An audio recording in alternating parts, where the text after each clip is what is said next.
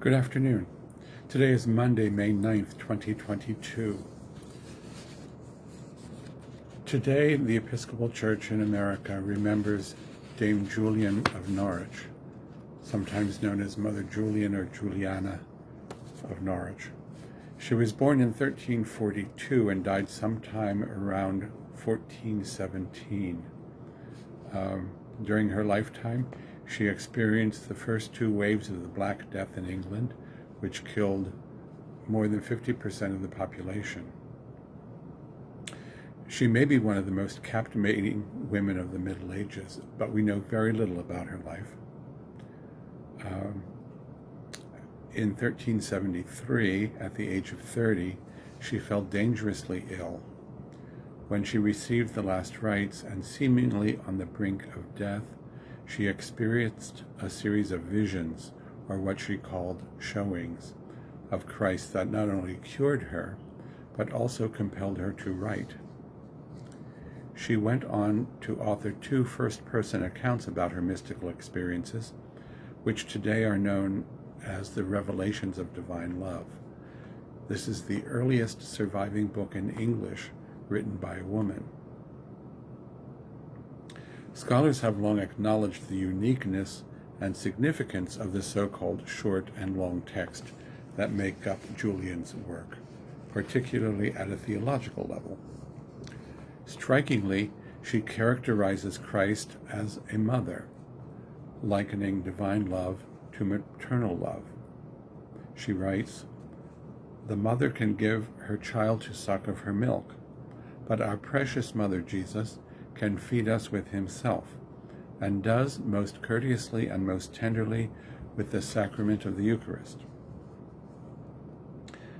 As medievalist Denise N. Baker observes, Julian also explains God's apparent withdrawal from the world along maternal lines as a pedagogic strategy for teaching the faithful to seek and trust him. We see this in the following passage from Julian.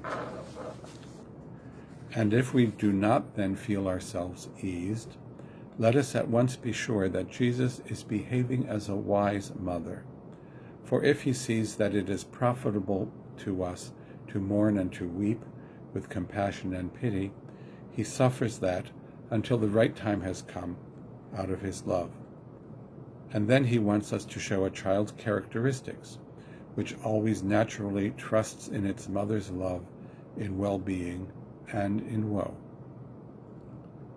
To the unknowing reader, this extended metaphor might seem somewhat unusual and idiosyncratic, but a closer look at the religious literature of Julian's time suggests that the image of Christ as a nursing and teaching mother has some precedent. As Baker points out, there are many scriptural references to Christ nourishing the faithful. Additionally, between the 12th and the 14th century, for example, St. Anselm in one of his prayers, St. Aelred of Rievaulx in the 12th century, Anselm is 11th century, the anonymous rule for ancresses, published around 1220, therefore 13th century, there are references to Christ as mother as well. Given their popularity and Julian's status as an anchoress, it is quite likely that she was familiar with these two texts. Taken together, Julian's depiction of Christ as a mother may evoke a deeply caring and protecting God. In Baker's words, this refusal to attribute the human emotions of wrath to the deity, despite her acknowledgement of human sinfulness, epitomizes Julian's tempering of the penitential asceticism of the anchoritic tradition. Julian also strayed from this tradition in another meaningful way. In accordance with the word anchoress, which comes from the Greek anakorein, which means to withdraw or not move around, Julian spent decades alone in a tiny cell, where she had minimal contact with the outside world. Yet through her sophisticated writings and engagement with theology, she remained a part of the world. She also served as a spiritual counselor to many who came to visit her in Norwich. She is known to have had a servant as well as to have kept a cat. Here are several quotes from Julian's writings. Truth sees God, wisdom contemplates God, and from these two comes a third, a holy and wonderful delight in God, who is love.